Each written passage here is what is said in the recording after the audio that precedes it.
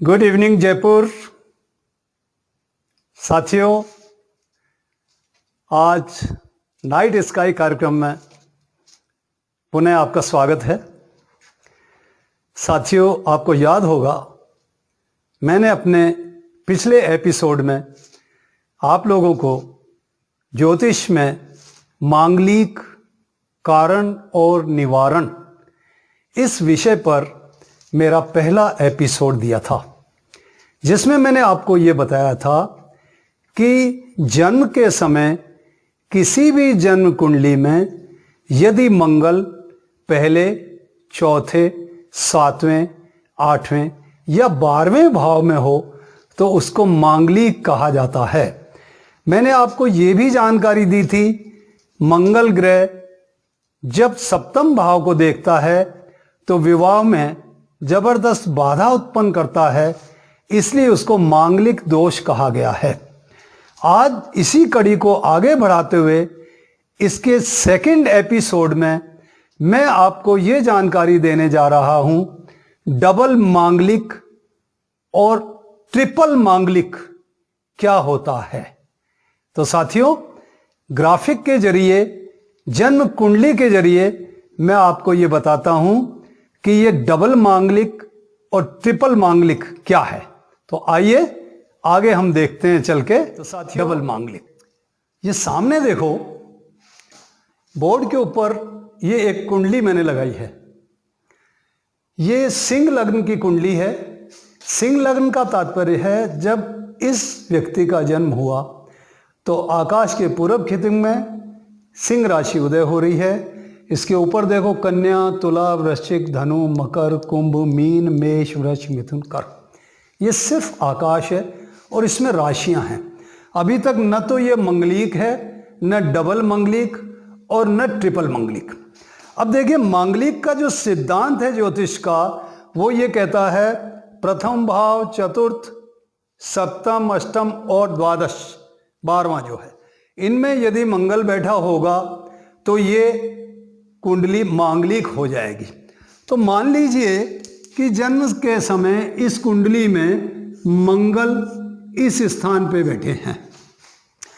अब देखो साथियों, मांगलिक तो ये हो गई, लेकिन ये कुंडली यहां मंगल के बैठने से डबल मांगलिक हो गई।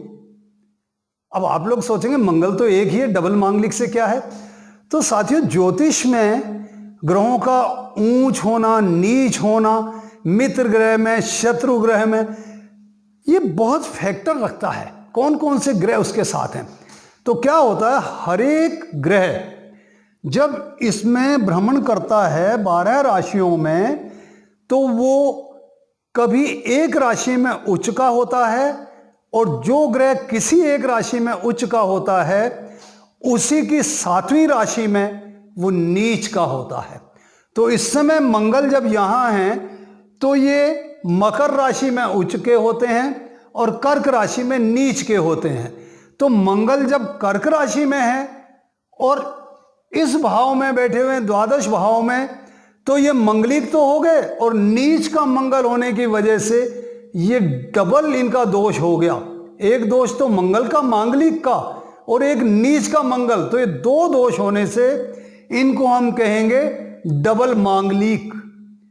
अब डबल मांगलिक और ज्यादा दोष हुआ और इसके बाद हम बात करते हैं ट्रिपल मांगलिक। ट्रिपल मांगलिक क्या है? देखो साथियों, जो आकाश में ग्रह हैं, इन ग्रहों में सौम्य ग्रह और क्रूर ग्रह, तो इसी प्रकार जैसे मंगल हैं, इनके साथ शनि हैं, इनके साथ राहु हैं, सूर्य हैं, यदि ये भी जन्म के समय मंगल के साथ ही आ गए तो एक दोष और बढ़ गया।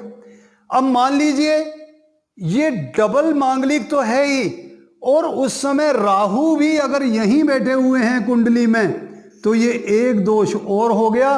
तो इसे हम कहेंगे ट्रिपल मांगलिक, यानी 3 मांगलिक दोष एक जगह जुड़ गए।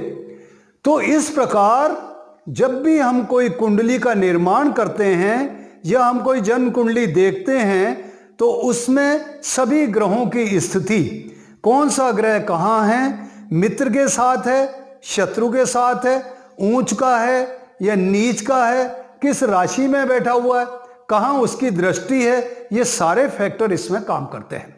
तो पिछले एपिसोड में मैंने आपको ये बात कही थी, मांगलिक दोष, कारण और निवारण।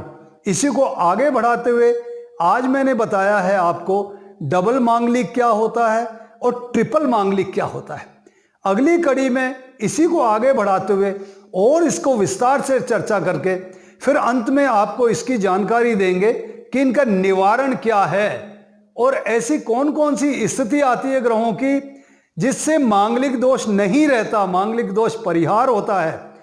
तो साथियों, मैं आशा करता हूं आप मेरा नाइट स्काई कार्यक्रम, जिसमें मैं ग्रहों नक्षत्रों की स्थिति आपको दिखा रहा हूं, आप इससे आनंद ले रहे होंगे, एंजॉय कर रहे होंगे। और आप यदि मेरा ये चैनल देखते हैं, अपना समय आप मुझे दे रहे हैं, इसके लिए आपका बहुत बहुत आभार, बहुत बहुत धन्यवाद।